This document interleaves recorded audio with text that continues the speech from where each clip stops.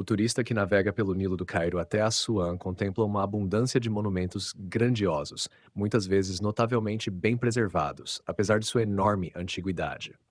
Muitos deles são ícones do Egito Antigo, e têm sido assim há séculos. A plateia de Shakespeare reconhecia a imagem evocada por Cleópatra ao chamar as pirâmides de seu cadafalso.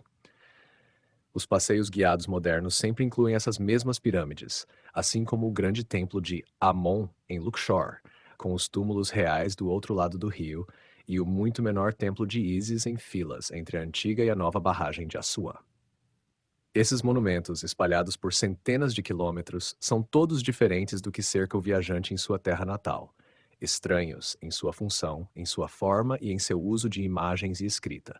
Eles compartilham tantas características que é fácil esquecer que seus construtores viveram separados por incontáveis anos.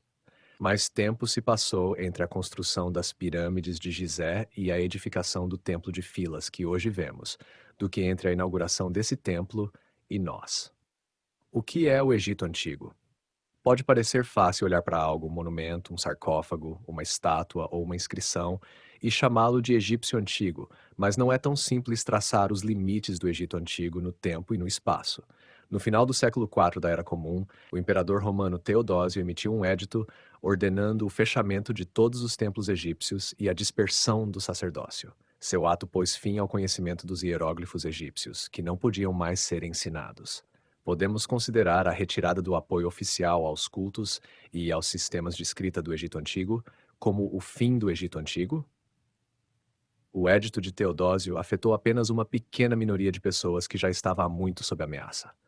As características culturais do Egito Antigo haviam sido imersas durante séculos em um mundo inspirado por ideias helenísticas, romanas e cristãs. Certamente, em termos políticos, o Egito havia perdido sua identidade separada centenas de anos antes. A partir da conquista persa em 525 antes da Era Comum, salvo por breves períodos de independência, o território esteve sujeito ao controle estrangeiro. Nas tradições nativas, os reis persas ainda eram considerados parte da longa linhagem dos faraós egípcios, mas seus sucessores eram diferentes. Os historiadores modernos não chamam os governantes gregos e romanos do Egito de faraós, embora seus súditos egípcios continuassem a representá-los com plena indumentária faraônica. O Egito depois dos faraós não faz mais parte da história do Egito antigo. Então, acadêmicos e instituições individuais adotam abordagens diferentes. Algumas histórias do Egito antigo terminam com a conquista de Alexandre da Macedônia em 332 antes da Era Comum, outras com a morte de Cleópatra em 30 antes da Era Comum, e há ainda aquelas que seguem até o período romano, até 395 da Era Comum, no reinado de Teodósio. É sempre difícil traçar uma linha após uma era histórica, já que todos os aspectos da vida raramente mudam ao mesmo tempo. Com mais frequência, é a mudança nas fontes utilizadas pelos estudiosos modernos que determina o fim dos períodos históricos. No caso do Egito, a substituição gradual da língua e dos sistemas de escrita egípcios tradicionais pelo idioma e escrita gregos exige outro tipo de especialização acadêmica. A maioria dos especialistas em escrita hieroglífica egípcia não lê facilmente as fontes gregas e vice-versa. Embora os sistemas de escrita egípcios antigos tenham sobrevivido após a conquista grega do país, houve um aumento constante do uso da escrita grega, o que transforma o estudo moderno do Egito em uma disciplina distinta. No entanto, o Egito ptolomaico e romano preservou em muitos aspectos as tradições e costumes do Egito antigo, razão pela qual incluirei uma discussão sobre esse período neste panorama. Se o desaparecimento da escrita egípcia antiga no final do século IV da Era Comum anuncia o fim da civilização, sua invenção por volta de 3000 antes da Era Comum indicaria o início. Nenhum evento único anunciou uma nova era, mas entre aproximadamente 3400 e 3000 antes da Era Comum ocorreram mudanças fundamentais e claramente interrelacionadas no Egito, que forjaram uma nova sociedade. Essas inovações incluíram a invenção da escrita, um processo que durou muitos séculos, desde os primeiros experimentos por volta de 3250 até a primeira frase inteira escrita por volta de 2750.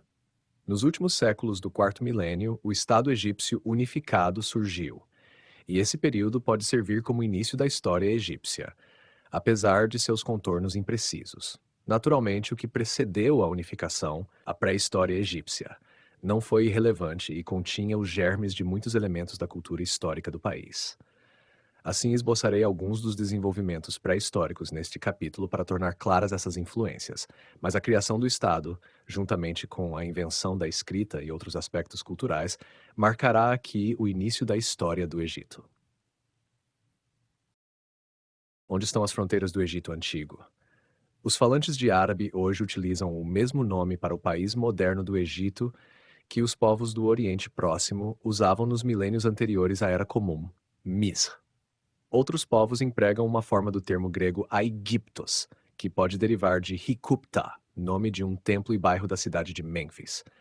É fácil equiparar os países antigo e moderno, mas as fronteiras notavelmente retas do Egito atual, e traçadas por potências imperiais em tempos modernos, não marcam os limites do Egito antigo.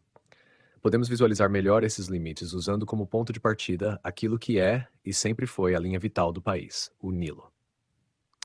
Correndo por um vale estreito ao sul do atual Cairo e abrindo-se numa ampla planície aluvial ao norte da cidade, o rio permite que as pessoas cultivem a terra, vivam em vilarejos e cidades e construam os monumentos e outros vestígios que usamos para reconstruir a história do país. Da primeira catarata em Assuã até o mar Mediterrâneo, o Nilo forma o núcleo do Egito, hoje como no passado. As pessoas que viviam nesse núcleo alcançavam regiões além dele, tanto nos desertos ocidental e oriental quanto rio acima, ao sul da primeira catarata. Em certos períodos, esse alcance foi extenso, afetando regiões distantes a oeste, áreas ao longo da costa mediterrânea a leste e ao norte, e partes do Vale do Nilo já no atual Sudão. Nem sempre é evidente até onde o Egito antigo se estendia, e nossa capacidade de determinar isso frequentemente depende das prioridades da pesquisa e de eventos modernos. Como ainda fazem os turistas de hoje, os primeiros exploradores do Egito Antigo concentraram sua atenção quase exclusivamente no Vale do Nilo, onde os monumentos e sítios antigos são visíveis e de fácil acesso. É necessário um esforço diferente para aventurar-se nos desertos além do vale. Há regiões muito inóspitas e tão vastas que vestígios antigos nem sempre são fáceis de encontrar. No entanto, os egípcios antigos viajavam por esse interior e se estabeleciam nos oásis. Nos últimos anos, os arqueólogos têm dedicado muito mais tempo à investigação dessas zonas do que antes, em uma mudança deliberada nas estratégias de pesquisa. Às vezes, porém, esse deslocamento é menos voluntário. Quando o Estado egípcio moderno decidiu construir a represa alta de Assuã na década de 1960, ficou claro que o lago artificial por trás dela submergiria uma vasta zona com vestígios do Egito Antigo. Assim, arqueólogos correram para a região, produzindo em pouco tempo muito mais dados do que os coletados em 100 anos de pesquisa anterior. Apesar da maior atenção que os arqueólogos agora dedicam às áreas do Egito fora do Vale do Nilo, eles ainda passam a maior parte do tempo na área central, e as condições no vale ditam em grande medida como vemos o país antigo. É fácil pensar que o Egito era um lugar apenas de tumbas e templos, já que esses dominam os vestígios antigos. Construídos em pedra ou escavados na rocha, eles estão bem preservados, uma preservação facilitada pelo fato de estarem muitas vezes localizados à beira do deserto, fora do alcance das cheias do Nilo e dos agricultores que precisam da terra para plantar. Em comparação com as tumbas e templos, os vestígios dos antigos assentamentos, construídos em tijolos de barro em um vale que era anualmente inundado antes da construção da represa de Assuã, são escassos. Enterrados sob espessas camadas de sedimento, eles estão em sua maioria inacessíveis e não identificados. A falta de conhecimento sobre os assentamentos onde os egípcios antigos viviam era tão grande que estudiosos por muito tempo chamaram o Egito Antigo de uma civilização sem cidades. Mesmo agora que os arqueólogos fazem esforços conjuntos para explorar mais do que apenas templos e tumbas, as informações sobre as condições de vida dos egípcios antigos continuam limitadas e dispersas.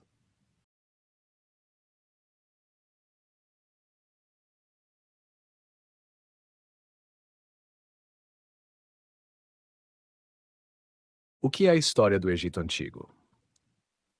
A pergunta "o que é história" é ampla demais e espinhosa para ser tratada aqui, Mas antes de iniciar a leitura de um livro inteiro sobre a história do Egito Antigo, pode ser útil ver como essa questão se aplica àquela cultura antiga.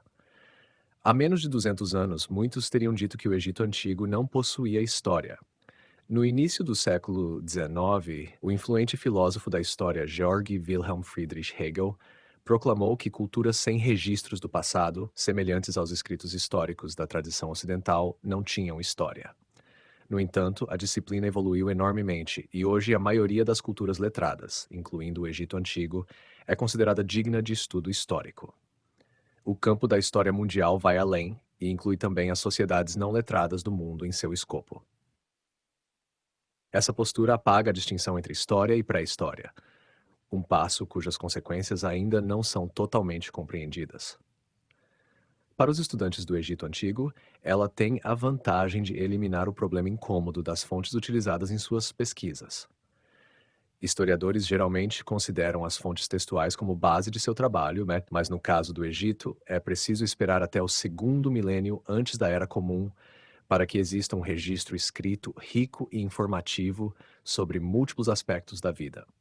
Vestígios arqueológicos e visuais são frequentemente as únicas fontes para os períodos anteriores e permanecem muito importantes ao longo de todo o estudo da história egípcia antiga. Escrever a história do Egito exige, portanto, uma abordagem um pouco diferente daquela usada em períodos e lugares onde fontes narrativas e documentais fornecem um contorno firme. Este livro se intitula Uma História do Egito Antigo, porque é claro que muitas outras histórias podem ser escritas, cada uma com seu próprio foco e propósito. Historiadores podem concentrar-se em questões políticas, sociais, econômicas ou culturais, e cada uma dessas abordagens oferecerá um retrato diferente da sociedade em estudo. A maioria das abordagens introdutórias estrutura-se em torno da história política. Esse também será o caso aqui, embora ela não domine inteiramente a narrativa, e outros aspectos também serão abordados. As escolhas que fiz são pessoais, mas inspiradas em outras obras sobre o tema. Idealmente seria dada mais atenção a tópicos como as artes visuais, mas este livro é apenas uma introdução e espera inspirar leituras e estudos adicionais. Quando pensamos em povos do passado, intuitivamente tentamos imaginar como eles seriam na vida real, suas feições, vestimentas e aparência geral. A cultura popular retrata com frequência os egípcios antigos, e as várias maneiras como isso foi feito ao longo do tempo mostram como as impressões mudam. Tomemos como exemplo a rainha Cleópatra, a última governante do país, ao menos parcialmente de origem egípcia. As repetidas filmagens da história de Antônio e Cleópatra de Shakespeare, citada anteriormente aqui, mostram como a imagem dessa mulher mudou. No blockbuster de Hollywood de 1963, a rainha foi interpretada pela britânica caucasiana Elizabeth Taylor. Em um filme feito para a TV em 1999, o papel foi de uma atriz latino-americana de ascendência chileno-francesa, Leonor Varela. Um calendário publicado anteriormente por uma empresa americana de bebidas, intitulado Grandes Reis e Rainhas da África, incluiu uma representação de Cleópatra como uma mulher africana negra. Essas mudanças na representação da rainha não resultaram de reavaliações acadêmicas de dados antigos, mas de transformações nas percepções populares sobre o contexto do Egito Antigo.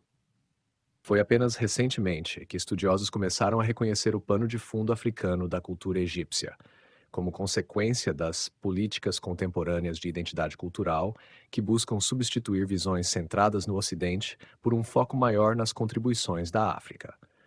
Uma manifestação dessas ideias, o afrocentrismo, destaca os egípcios antigos como africanos negros que teriam sido responsáveis por muitas das inovações culturais atribuídas aos gregos antigos.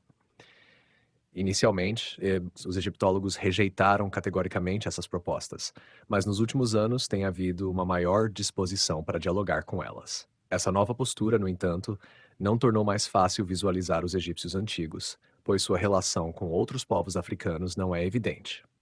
Como tampouco são, em geral, os contatos do Egito com o restante da África. Embora o Egito antigo estivesse claramente na África, ele nem sempre foi da África.